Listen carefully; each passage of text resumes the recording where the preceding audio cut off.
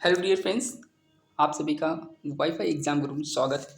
आज हम यहाँ पर लेकर आए हैं आपके लिए ये प्यारा सा गिफ्ट है आप सभी के लिए। तो आप इसको देखिएगा, एंजॉय करिएगा, आपके एग्ज़ाम में ये बहुत फ़ायदा करेगा। तो चैनल पे नए हैं सब्सक्राइब कर लीजिएगा और अच्छी लगे वीडियो तो लाइक कर लीजिएगा। यहाँ पे हम लोग बात करने वाले हैं कि बायोलॉजी जो है हमारे पास पहला मैंने स्टार्टिंग किया है, लेकिन हमारा जो मास्टर प्लान है वो 40 डेज़ का है। आज हमारा पहला दिन है। इसमें आज हम लोग क्वेश्चन लगाने वाले हैं ब्रांचेज ऑफ बायोलॉजी, और इसके जितने भी क्वेश्चंस हैं वो वहाँ पर आपको देखने को मिलेंगे एग्ज़ाम में। तो 40 डेज़ में हम लोग साइंस को पूरी तरह से ख़त्म कर रहे होंगे। तो आइए चलते हैं, अपने जो क्वेश्चन है उसके माध्यम से ज़्यादा हम आपको बढ़िया से समझा पाएंगे। यहाँ पर हम लोग जितने भी बायोलॉजी में जीव विज्ञान में प्रमुख शाखाएं ब्रांचेज हैं उनको डिस्कस करेंगे। पहला आपके पास क्वेश्चन है, मैं क्वेश्चन आराम से आपको दिखा देता हूँ और यहाँ पे जो पेपर में आएगा और ये आता है ऐसा। देखो, जीव विज्ञान की कौन सी शाखा वंशा अनुक्रम पैटर्न माध्यम पर केंद्रित है, यानी कि जीव विज्ञान जो है हमारी वो जेनेटिक होती है, वो विज्ञान कहता है। तो ये पैटर्न किस पर डिपेंड है? तो 4 ऑप्शन है, मैं चारों ऑप्शन नहीं बच्चा पढ़ूंगा क्योंकि इसमें बहुत टाइम टेकन है। मैं डायरेक्ट आंसर के रिलेटेड इन्फॉर्मेशन दूंगा और आंसर बताता चलूँगा, ठीक है? तो आप फोकस करके देखिएगा वीडियो को, सब कुछ समझ में आएगा। और वीडियो की खास बात रहने वाली है, वीडियो को पॉज करके आप मतलब यहाँ पढ़ सकते हैं और 2-3 बार वीडियो देख सकते हैं, ठीक है? प्लेलिस्ट में ये सब कुछ मिल जाएगा आपको, प्लेलिस्ट बना दी है मैंने, तो उसमें देखिएगा वीडियो। तो यहाँ पर मैं बात कर रहा हूँ जीव विज्ञान की जो जेनेटिक स्टडी की जाती है, और जैसा कि शाखा वंशानुक्रम में पैटर्न फॉलो करता है, तो ये किस में आता है? ये जेनेटिक स्टडी आती है, यानी कि हम आनुवंशिकी की जो है उसको मानते हैं, ठीक है? जीव विज्ञान की कौन सी शाखा पूछा जाता है, वंशानुक्रम पैटर्न के माध्यम पर केंद्रित होती है, तो आनुवंशिकी हमारा आंसर होगा। जैसा कि ये इन्फॉर्मेशन है, यहाँ पर आपको ये पढ़ लेना है वीडियो को पॉज करके, और मैं ही बता देता हूँ। जैसे आनुवंशिकी जीव विज्ञान की वह शाखा है जिसमें वंशानुक्रम यानी एक पैटर्न को अध्ययन माना जाता है और केंद्रित होती है। और आनुवंशिकी जो हैं इनके जनक कौन है? तो ग्रेगर जॉन मेंडल साहब को माना जाता है। आनुवंशिकी शब्द जो है किसने दिया था? तो इसका सबसे पहले प्रयोग जो किया गया था बेटसन द्वारा 1906 में किया गया था। प्रत्येक जीव में बहुत से ऐसे गुण होते हैं जो पीढ़ी दर पीढ़ी अपने माता पिता से उनकी संतानों में संचारित होते रहते हैं, और जीवों के इन मूल गुणों को हम लोग समवर्ण आनुवंशिकता कहते हैं, ठीक है? ये प्रत्येक जीव दुनिया में जो है अपने माता पिता के समान होता है, और वैसे ही उसके व्यवहार होते हैं, ठीक है? तो इस तरह से ये बायोलॉजी में स्टडी करने को मिलता है। क्वेश्चन नंबर 2 की ओर चलते हैं। यहाँ पर आपके सामने क्वेश्चन है और यहाँ पर आंसर भी मेंशन है। वैसे आंसर पे फोकस ना करके क्वेश्चन की लैंग्वेज और क्वेश्चन का पैटर्न समझिएगा, ठीक है? बाकी आंसर तो आपके सामने ही रहेगा, और इसमें हम छिपाना चाहें तो ऐसे छिपा भी सकते हैं, लेकिन उसमें करना वही है, आंसर तो बताना ही मुझे है, ठीक है? तो सब्जियों और फलों के बारे में बात हो रही है, तो इनकी स्टडी जो है वो क्या कहलाती है? तो आपको पता होगा, पहले से ही याद होगा। जो अगर बात की जाती है सब्जियों, फलों और फूलों जैसी उच्च मूल्य वाली फसलों की खेती को क्या कहते हैं? जो ऐसी फसलें सब्जियों और फलों और फूलों को उगाने की बात की जाती है, तो उसमें हम लोग इसको हॉर्टिकल्चर के नाम से जानते हैं। हमारा ऑप्शन डी सही होगा। पिसीकल्चर में हम लोग मत्स्य पालन का यानी कि करते हैं, उनका अध्ययन करते हैं।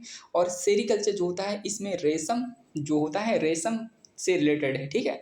और एपी कल्चर में क्या होता है? बीज यानी मधुमक्खी पालन होता है। तो इस तरह से हमारा ऑप्शन क्या होगा? इसमें डी ऑप्शन होगा, जैसे कि आपको स्क्रीन पे दिख रहा होगा। आइए इसके बारे में कुछ फैक्ट है वो जान लेते हैं, क्या है फैक्ट। तो फैक्ट हमारे ये कहते हैं दोस्त, यहाँ पर इंपॉर्टेंट है ये, हार्टिकल्चर विज्ञान की वह शाखा है जिसमें अनाज, फलों और पौधों को उगाने के लेकर व्यापार तक अध्ययन किया जाता है। हॉर्टिकल्चर मानव उपयोग के लिए इस्तेमाल करने वाला पौधों के विज्ञान और तकनीकी विपणन से जुड़ा एक क्षेत्र है, जिसमें 2 भाग होते हैं, एक सब्जी होता है, एक अनाज होता है। अखाद्य जो होते हैं उनको फूल पौधे कहते हैं, इनके रूप में जाना जाता है। आइए चलते हैं क्वेश्चन नंबर 3 की ओर बढ़ते हैं। यहाँ पर आप देखिएगा, आहिस्ता आहिस्ता हम लोग आगे की ओर चलते चले जाएंगे, और ये जो रिलेटेड फैक्ट हैं उनको याद करते चले जाएंगे, ठीक है? तो क्वेश्चन नंबर 3 में क्या है? यहाँ पर देखिए, कोशिकाओं के अध्ययन को हम लोग क्या बोलते हैं? डैश है, तो यहाँ पर साइटोलॉजी बोलते हैं, यानी कि हम कह सकते हैं ये साइटोलॉजी कहाँ पर है? ये हमारा साइटोलॉजी जो साइटोलॉजी है, इसमें कोशिका जो होती है उसका हम लोग यानी कि सेल स्टडी यानी स्टडी ऑफ सेल बोल सकते हैं। कोशिका का अध्ययन क्या कहलाता है, वो साइटोलॉजी कहलाता है। कोशिका के अध्ययन को हम लोग साइटोलॉजी कहते हैं। और अगर यहाँ पे अन्य जो दिए गए ऑप्शन उनसे रिलेटेड अगर इन्फॉर्मेशन हम निकालना चाहें तो यहाँ पर ये बात हमारे काम की होगी। जो सीरम है, अन्य शारीरिक तरल हैं, उनके अध्ययन को हम लोग क्या बोलते हैं, सीरोलॉजी बोलते हैं।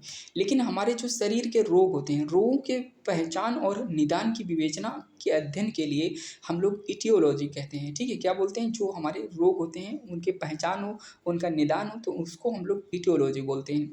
कोशिका में, कोशिका झिल्ली के अंदर यानी कि केंद्रक को छोड़कर, जो केंद्रक होता है उसमें तो हमारा प्रोटोप्लाज्म होता है, लेकिन केंद्रक है इसको छोड़कर हमारे बाहर वाला जो होता है वो पार्ट में जो तरल भरा होता है उसको हम लोग साइटोप्लाज्म बोलते हैं।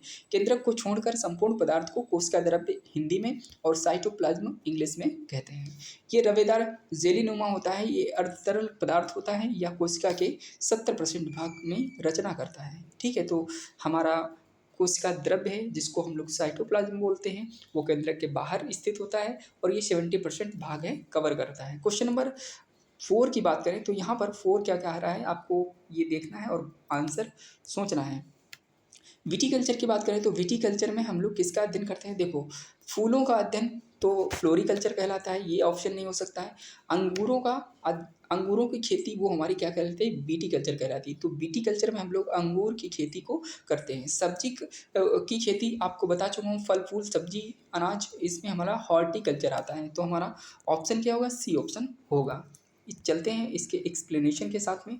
तो एक्सप्लेनेशन में क्या लिखा हुआ है यहाँ पर आप ध्यान से इसको पढ़ लेंगे मेरे साथ। यहाँ पर अगर बात करें विटीकल्चर में अंगूर की खेती जो है उसके बारे में बताया जाता है और ये आपको याद रखना है। सब्जियों की खेती कैसे होती है, ओलेरी इसको बोलते हैं, ओलेरीकल्चर बोलते हैं सब्जियों की खेती। और जो फल फूल होते हैं उनकी अगर खेती की तो हॉर्टिकल्चर कहलाते हैं।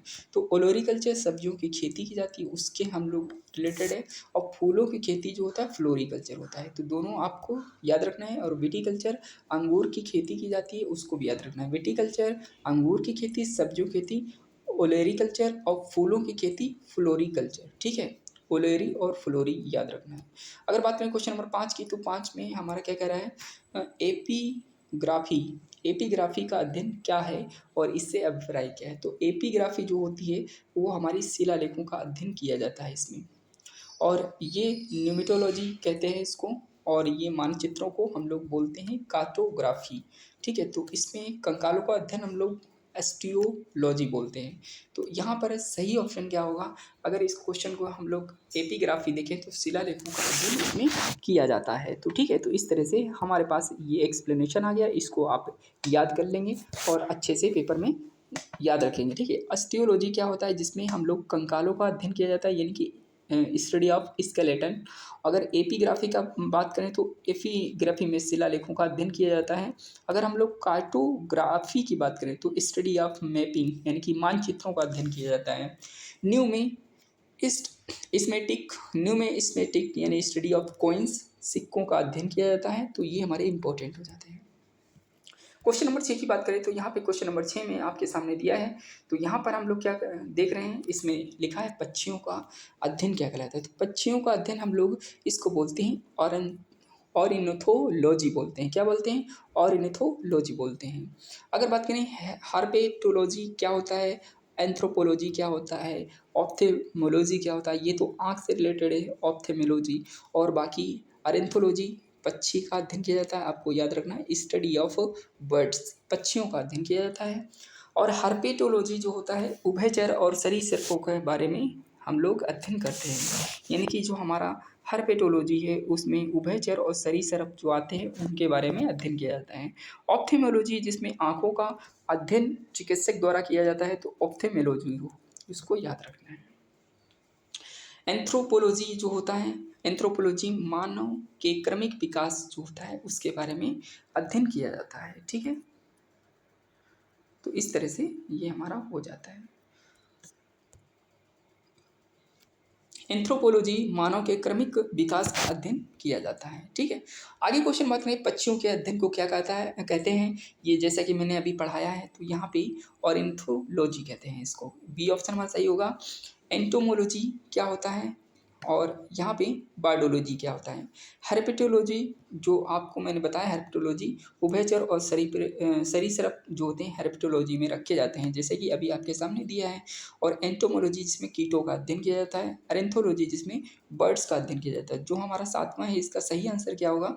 बी ऑप्शन करेक्ट होगा। यानी ऑर्निथोलॉजी में हम लोग पक्षियों का अध्ययन करते हैं, जैसा कि बी ऑप्शन सही है। क्वेश्चन नंबर 8 की बात करें तो यहाँ पे क्वेश्चन नंबर 8 में क्या लिखा हुआ है? सेरीकल्चर शब्द के किस में यानी स्टडी की जाती है, इसमें क्या होता है? तो हम अभी बता सकते हैं आपको, रेशम की खेती जो है की जाती है, इसमें सेरीकल्चर कहलाता है।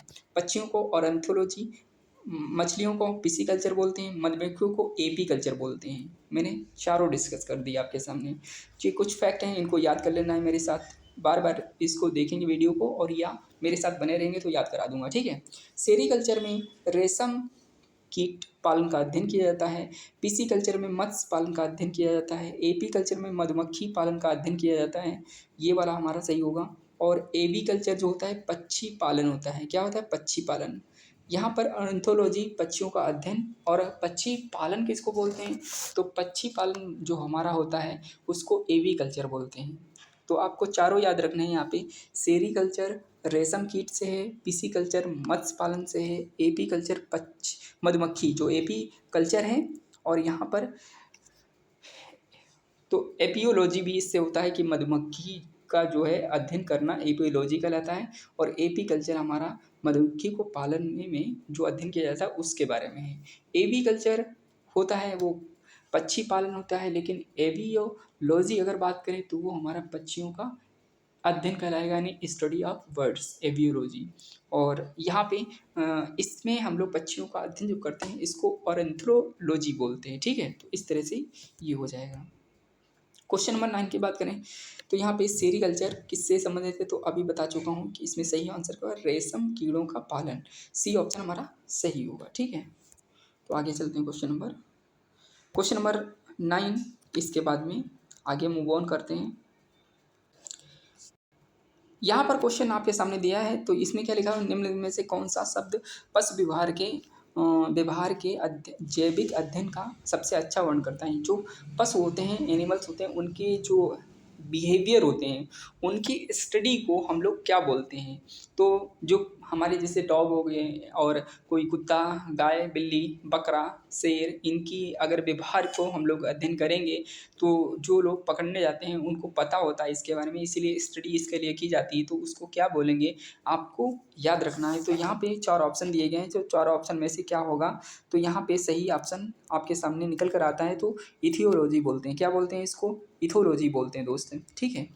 इथनोलॉजी क्या होता है वो हम जानेंगे अभी। इटियोलॉजी मैंने बता दिया है। एंटोमोलॉजी अभी हम लोग जानेंगे, ठीक है। तो इन तीनों को डिस्कस करेंगे।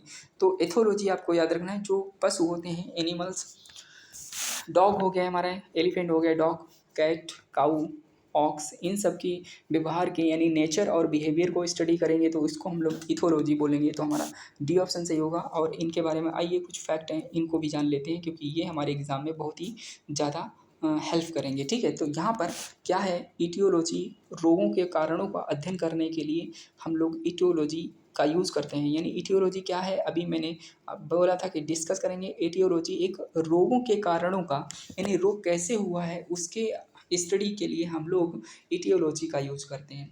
और ये शास्त्र एक होता है ना, सारे शास्त्र होते हैं। एंटोमोलॉजी की बात करें तो एंटोमोलॉजी क्या करता है? एंटोमोलॉजी जो है पशु व्यवहार का जैविक अध्ययन जो होते हैं, बायोलॉजिकल स्टडी, उसके बारे में हमें पता कराता है। तो एंटोमोलॉजी पशु व्यवहार जो होते हैं जैविक अध्ययन को हम लोग बोलते हैं। लेकिन मानव जाति विज्ञान जो होती है उनके अध्ययन को हम लोग बोलते हैं इथनोलॉजी। इथनोलॉजी जो होती है वो हमारे मानव जाति जो होती है, मानव जाति विज्ञान, इसको हम लोग इथनोलॉजी बोलते हैं। तो इथोलॉजी क्या होता है? ये जानवर जो होते हैं, जीव होते हैं, उनके व्यवहार को अध्ययन को इथोलॉजी बोलते हैं। यहीं पर बात आती है कि जो एंटोमोलॉजी क्या होता है? तो एंटोमोलॉजी जो हमारे कीटों का अध्ययन किया जाता है उससे एंटोमोलॉजी बोलते हैं। और इटियोलॉजी क्या होता है? तो इटियोलॉजी हमारा वो होता है जो रोगों का कारण का पता लगाता है, ठीक है। तो हमारे चारों ऑप्शन डिस्कस मैंने कर लिए हैं। आई होप ये वाली चीज़ें याद रहेंगी।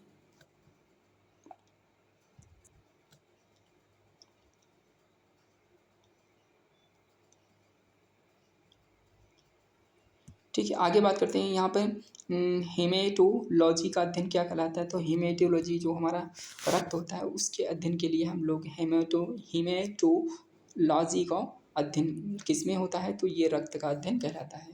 तो इस तरह से हेमेटोलॉजी का अध्ययन रक्त से संबंधित है। डेंट्रोलॉजी वृक्ष और झाड़ियों से संबंधित है। ठीक है, तो इस तरह से ये आप थोड़ा फैक्ट है, इसको भी याद रखेंगे। फैक्ट क्या है आपके सामने, ये फैक्ट बहुत इंपॉर्टेंट और काम का है। इसे देखो, जो हेमेटोलॉजी है इसमें हम लोग रक्त का अध्ययन करते हैं। डेंट्रोलॉजी वृक्षों झाड़ियों का अध्ययन करते हैं। टिश्यू कल्चर जो होता है इसमें कृत्रिम माध्यम से ऊतकों का अध्ययन किया जाता है। वायरोलॉजी है उसमें विषाणुओं का अध्ययन किया जाता है।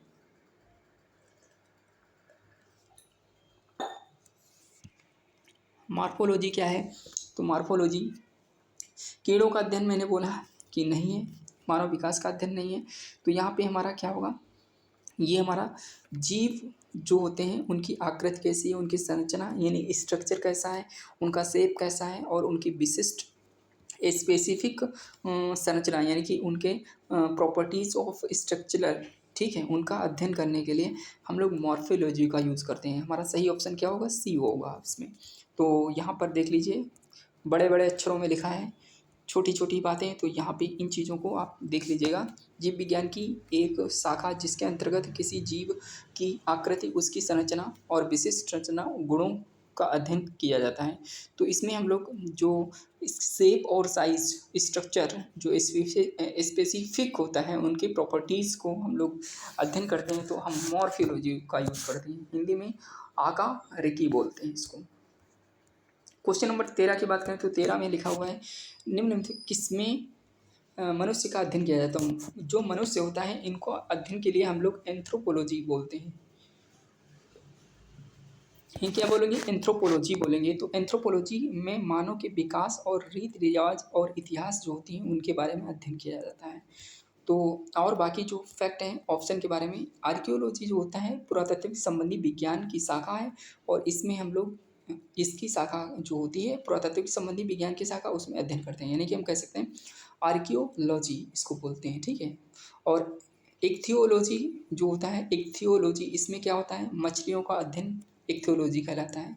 एंट्रोलॉजी में पुरुष स्वास्थ्य से संबंधित मुख्य प्रजनन स्वास्थ्य और मूत्र संबंधी चिकित्सा विज्ञान जो होती है उसको एंट्रोलॉजी बोलते हैं। जो पुरुष स्वास्थ्य से संबंधित एंड्रोलॉजी है। इक्थोलॉजी मछलियों का अध्ययन है। आर्कियोलॉजी पुरातात्विक संबंधी विज्ञान शाखा है और एंथ्रोपोलॉजी मानव के विकास जो होता है रीति रिवाज और इतिहास उनके बारे में अध्ययन किया जाता है। क्वेश्चन नंबर 14 की बात करें तो यहाँ पर आपके सामने लिखा है जंतु विज्ञान की किस शाखा का मानव जाति के समाजशास्त्र के अध्ययन से गहरा संबंध है।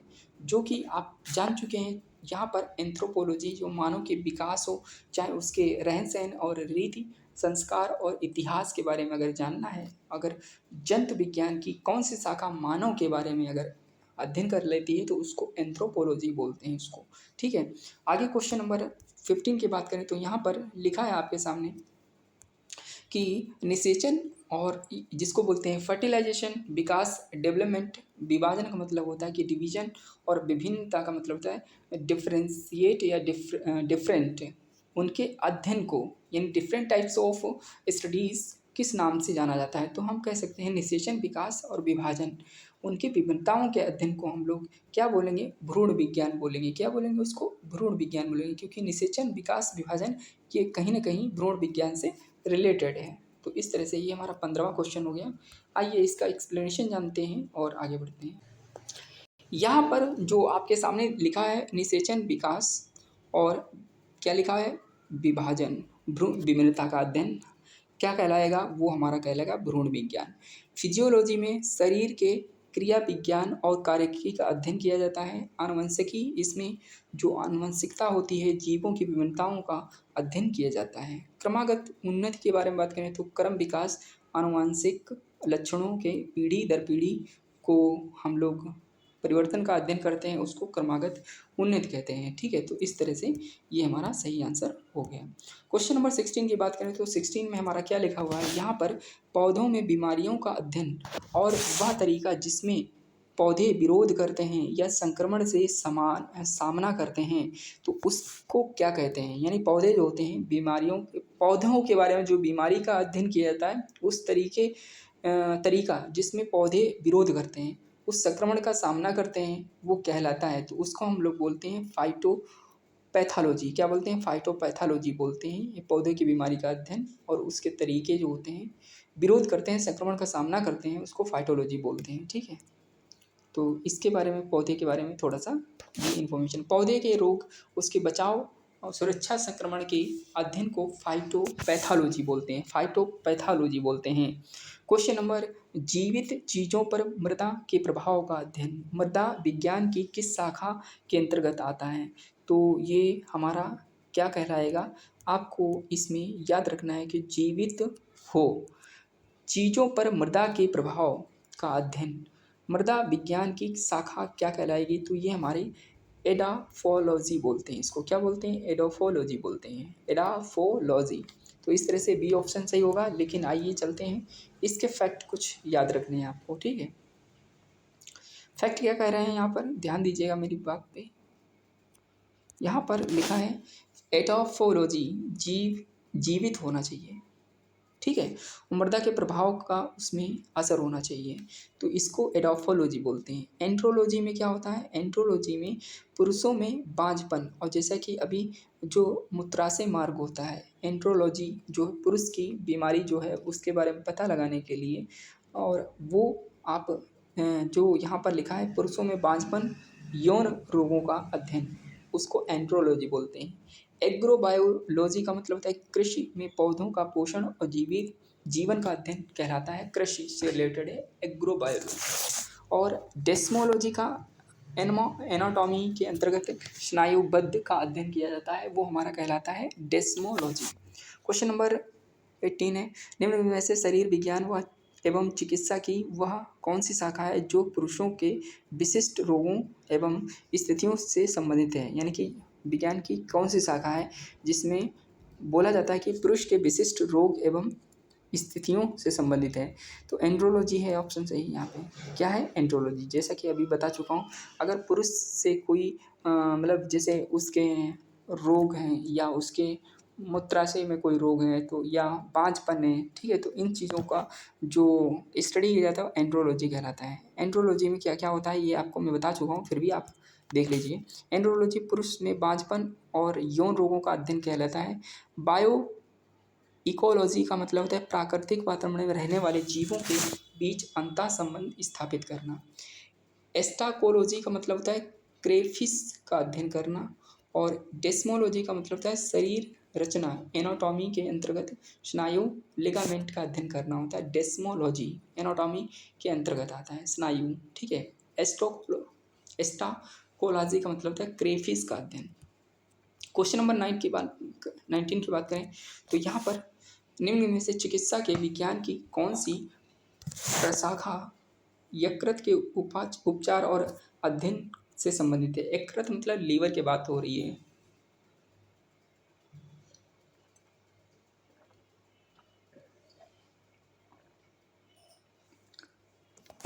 तो यहाँ पर हमारा सही आंसर हुआ हेप्टोलॉजी।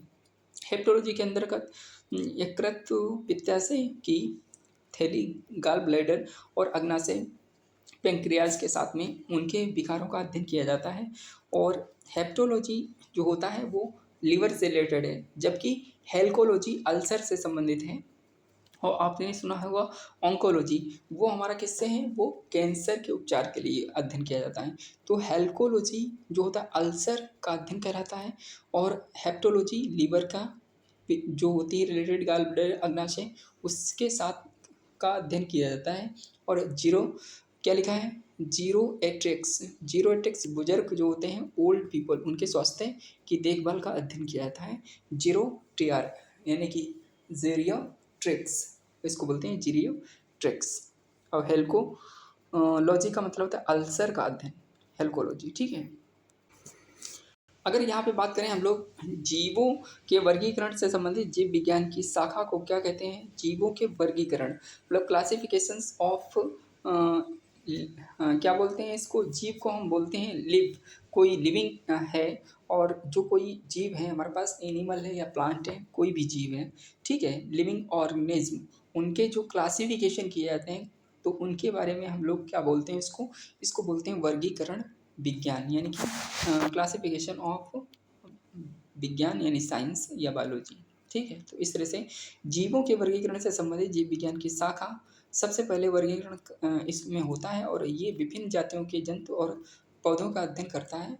1735 में कार्ल लिनियस ने सिस्टमा नेचुरे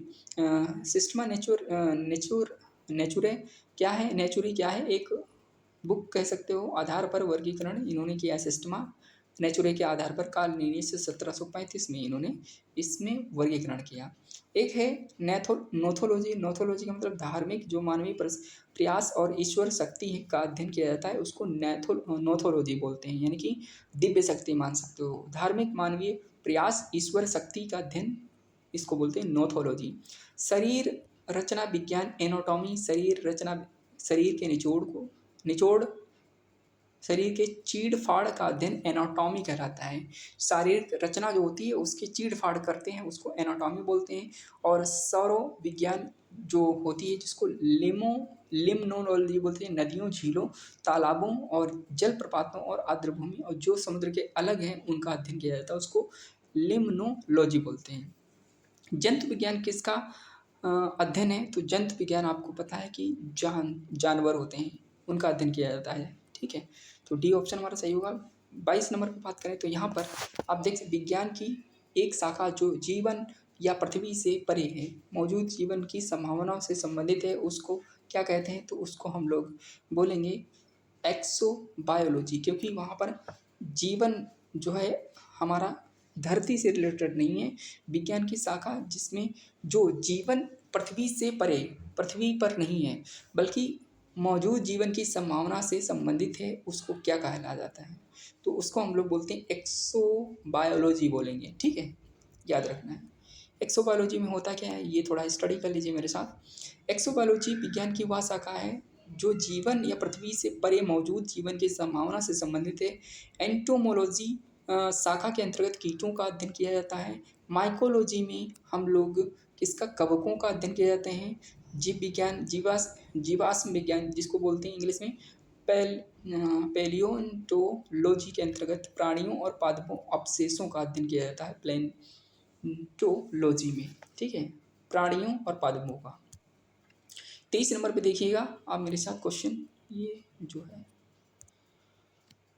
डैश तत्वों और मानव जैसी प्रजातियों जैसे कि बंदर, वानर, वन मानुष आदि के व्यवहार जो होते हैं क्या कहलाते हैं, तो अभी हम आपको बता चुके हैं कि इनके लिए हम लोग एपोलॉजी का यूज़ करते हैं। जो बंदर होते हैं या वानर होते हैं इनको या वन मानुष बोलते हैं, और इनके जैसे दिखने वाले लोगों के लिए हम लोग एपोलॉजी का यूज़ करते हैं, क्योंकि ये बंदर और वानर और इनकी शक्ल के तरीके के लोग दिखने वाले वन मानुष, इनके व्यवहार और हम लोग नेचर के बारे में स्टडी करते हैं, तो उसको हम लोग क्या बोलेंगे, एपोलॉजी बोलेंगे दोस्त। ठीक है, तो आगे क्वेश्चन है, क्वेश्चन क्या है इसमें, ये जो थ्योरी है वो देखिएगा। प्राइमेटोलॉजी, इसके अंतर्गत में जैसे जो होते हैं मानव उनके प्रजाति के व्यवहार के अध्ययन के किया जाता है, और लोग इसको बोलते हैं जो हमारा वनस्पतिकी है इथनोबॉटनी, इसमें वनस्पति विज्ञान का अध्ययन किया शाखा है। वनस्पतियों एवं लोगों के पारस्परिक संबंध का विज्ञान अध्ययन कहलाता है।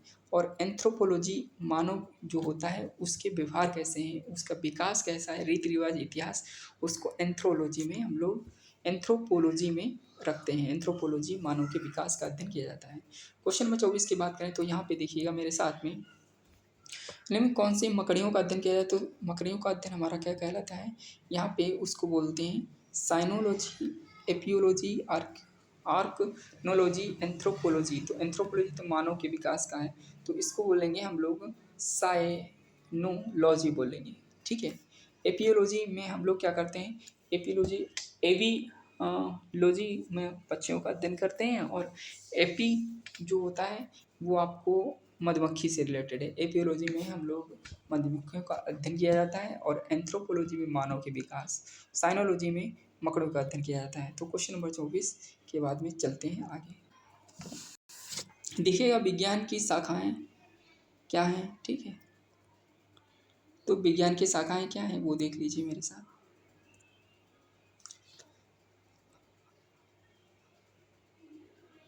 एराकनोलॉजी के मकड़ियों का अध्ययन किया जाता है, और एंथ्रोपोलॉजी में मानव की संस्कृति या सभ्यता का अध्ययन किया जाता है।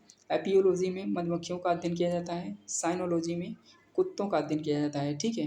तो यहाँ पर हम कह सकते हैं जो मकड़ियों का अध्ययन कहलाता है वो आर्किनोलॉजी कहलाता है, यानी कि हमारा ये ऑप्शन सही था। और जो वहाँ पे बताया था मैंने, तो वो हमारा क्या कहलाएगा, साइनोलॉजी कुत्तों का अध्ययन कहलाता है। एक सोरोलॉजी है वो छिपकलियों का अध्ययन कहलाता है, अभी आगे हम लोग पढ़ेंगे। लेकिन यहाँ पर आर्कनोलॉजी है, जो आर्कनोलॉजी है मकड़ियों का अध्ययन कहलाता है, ठीक है।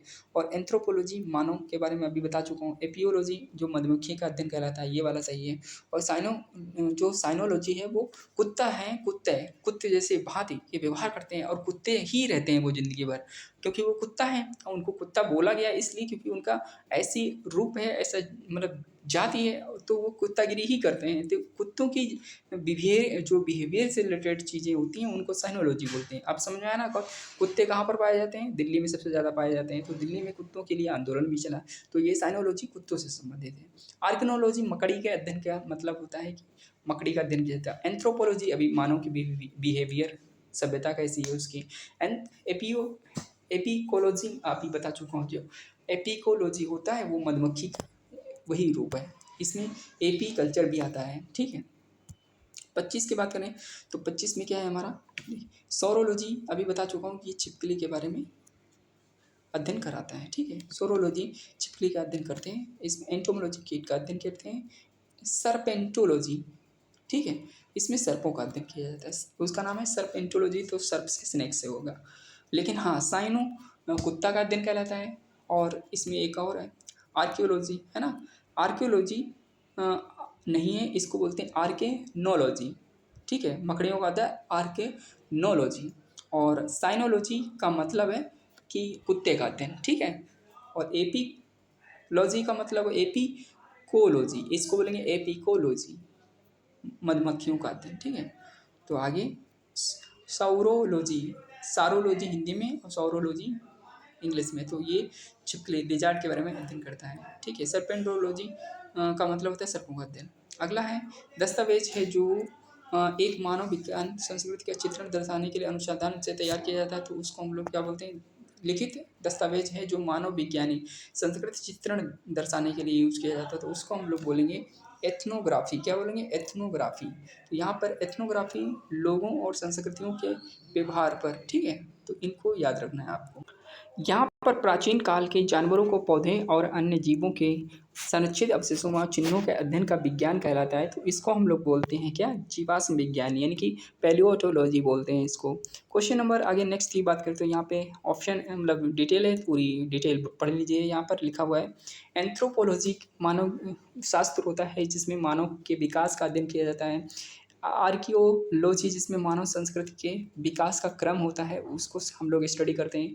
फार्माकोलॉजी इसमें जड़ी बूटियों का अध्ययन कहलाता है, उसमें फार्मा आपने सुना होगा, बी फार्मा डी फार्मा, तो फार्माकोलॉजी जड़ी बूटी होते हैं उनके स्टडी की जाती है, ठीक है। जीवाश्मों के अध्ययन को क्या कहते हैं, तो जीवाश्मों के अध्ययन को हम लोग जीवाश्म विज्ञान बोलते हैं, तो बी ऑप्शन हमारा सही हो जाता है। आइए चलते हैं क्वेश्चन नंबर 28 के बाद 29 पे, तो 29वां क्वेश्चन आपके सामने लग गया है, तो यहाँ पर देखिए फटाफट करिए, क्योंकि टाइम जो है 30 मिनट में 30 क्वेश्चन हो जाने चाहिए थे, बट नहीं, कोई दिक्कत नहीं। आगे देखिए पैलियोंटोलॉजी क्या बोलते हैं, पैलियोंटोलॉजी के अध्ययन में हम लोग किसका अध्ययन करते हैं, तो यहाँ पर हम लोग जीवाश्मों का अध्ययन करते हैं, ठीक है। आगे लिखा हुआ है पादप विज्ञान जो फाइटोलॉजी है, इसमें किसका अध्ययन किया जाता है, तो फाइटोलॉजी है, उसमें हम लोग जो फाइटोलॉजी है उसमें हम लोग पौधों का अध्ययन किया जाता है, स्टडी ऑफ प्लांट कह सकते हो। वैसे स्टडी ऑफ प्लांट हम लोग बॉटनी को भी बोलते हैं, लेकिन फाइटोलॉजी भी इसमें होगा, ठीक है। फाइटोलॉजी किसका अध्ययन करता है, ये हमारा पौधों का अध्ययन करता है, पौधों का अध्ययन पादप विज्ञान फाइटोलॉजी कहलाता है। ठीक है, क्वेश्चन नंबर 31 की बात कर लेते हैं। 31 में क्या लिखा हुआ है? ऑन्कोलॉजी। ऑन्कोलॉजी किस बीमारी का होता है? तो ये हमारा कैंसर से होता है रिलेटेड। ऑन्को यानी कि ऑन्कोलॉजी कैंसर से संबंधित चिकित्सा विज्ञान की एक शाखा है। कैंसर रोग कोशिका को नियंत्रित वृद्धि होती है, इसके कर्क रोग कहते हैं। ठीक है, तो ऑस्टियोपोरोसिस, जो ऑस्टियोपोरोसिस है वो हम लोग इसमें किसका अध्ययन करते हैं? तो अस्थि भंग, यानी कि कह सकते हो जो हमारी अस्थियां होती हैं उनमें कमी आ जाती है। किस चीज़ की? प्रबल संभावना होती है जिसमें अस्थियों के पदार्थों में कमी आ जाती है। जैसे आपने सुना होगा कैल्शियम और फास्फोरस की कमी, उसमें हम लोग ऑस्टियोपोरोसिस होता है। ठीक है, मधुमेह क्या होता है? एक लंबी अवधि के उच्च शर्करा होती है, बीटा शर्करा इसमें क्या होता है? व्याप्त होती है, तो इसी वजह से इंसुलिन का उत्पादन नहीं होने के कारण उसको मधुमेह रोग हो जाता है। वृक्क संबंधी अगर होता है रेनल फेलियर, वृक्क की खराबी जो हो जाती है जिसको हम लोग यूरीमिया कहते हैं। अगर किडनी में ज़्यादा हमारा यूरिया रुक गया तो उसको हम लोग एक बीमारी हो जाती है, उसको यूरेमिया कहते हैं। ठीक है, कवक का अध्ययन हम लोग क्या कहते हैं? कवक का अध्ययन हम लोग कुकुरमुत्ता से लगाते हैं, तो यहाँ पे कुकुरमुत्ता जो होता है उसका अध्ययन कवक विज्ञान कहलाता है। और वैसे भी हम लोग माइकोलॉजी इसको बोलते हैं, स्टडी ऑफ कवक। ठीक है, तो कवक माइकोलॉजी कवक कुकुरमुत्ता में अध्ययन किया जाता है, कुकुरमुत्ता का। और यहाँ पर एपीकल्चर में बता चुका हूँ, मधुमक्खियों का अध्ययन है। और सौरोलॉजी छिपकलियों का अध्ययन है। और इक्थियोलॉजी मछलियों का अध्ययन है। और एंथोलॉजी पक्षियों का अध्ययन है। ये सब कुछ आपको पता है। ठीक है, बता चुका हूँ इसीलिए पता है, और पहले से पता होगा तो बहुत अच्छी बात है। और अब हम लोग चलते हैं, 33 हो गया। अरेंथोलॉजी हम लोग पढ़ चुके हैं, ये वाला नहीं पढ़ा है। माइकोलॉजी कवक से रिलेटेड है। ठीक है, ये पढ़िए, बहुत इंपॉर्टेंट है। क्या लिखा हुआ है 34 नंबर पे? ओनेरियोलॉजी। ओनेरियोलॉजी में क्या काम होता है? सपने जो होते हैं उनके स्टडी की जाती है। सपने, नींद नहीं, नींद में जो आए सपने, तो सपनों का अध्ययन हम लोग ओनेरियोलॉजी बोलते हैं इसको। ठीक है, उसके बाद यहाँ पर ये जो है, ये क्वेश्चन नंबर आपके सामने, उसका हम लोग डिटेल जान लेते हैं। क्या है डिटेल? ओनियोलॉजी अपने सपनों का वैज्ञानिक अध्ययन किया जाता है। वर्तमान में सोच से मस्तिष्क के बारे में जो देखने के वर्तमान में अगर देख सकते हो, फ्यूचर में देख सकते हो, वो सब होता है। टॉक्सिकोलॉजी किसका अध्ययन किया जाता है? टॉक्सिकोलॉजी में हम लोग जहर का अध्ययन किए जाते हैं, यानी टॉक्सिक हो। टॉक्सिक मतलब होता है जहर। जैसे कोई व्यक्ति होता है वो भी टॉक्सिक होता है, और उसके लिए हमें चाहिए होता है कि उसको हम दूर करें। तो यानी कि हम लोग टॉक्सिकोलॉजी का अध्ययन कहलाता है, वो जहर होता है। टॉक्सिकोलॉजी जहर का अध्ययन, तो इसमें टॉक्सिकोलॉजी आप जान चुके हैं।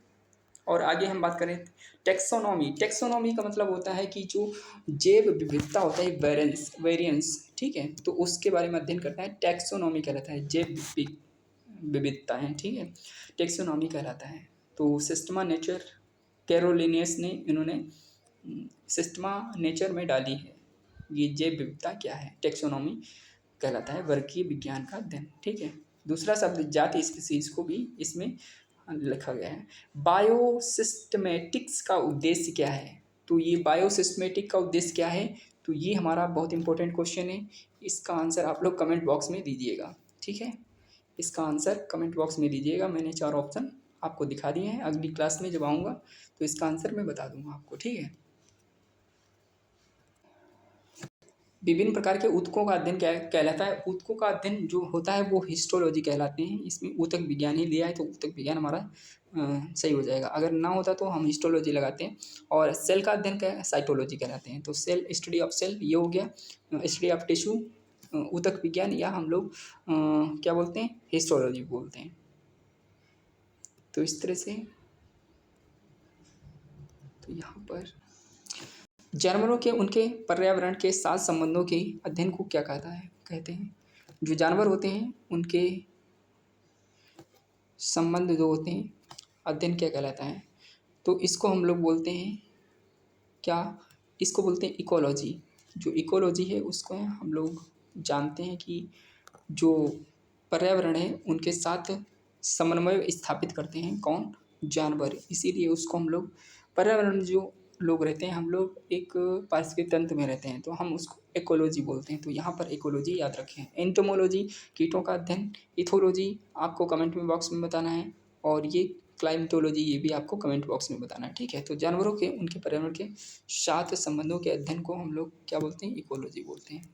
तो ये कल का सेशन हमारा रहेगा, आज रात में ही अपलोड कर दूंगा मैं, ठीक है। कोशिका सिद्धांत, संरचना और कार्य, यानी कि हम लोग सेल थ्योरी, स्ट्रक्चर, फंक्शन सीखने वाले हैं। एनिमल सेल पढ़ेंगे, उसके बाद प्लांट सेल पढ़ेंगे और उसके बाद हम लोग टिश्यू पढ़ेंगे, ठीक है। तो ये वन बाई वन करके आपको मिलता रहेगा। Thank you for watching this video. कैसे लगी वीडियो कमेंट बॉक्स में ज़रूर बताएं थे, और मिलते हैं हम लोग नेक्स्ट वीडियो।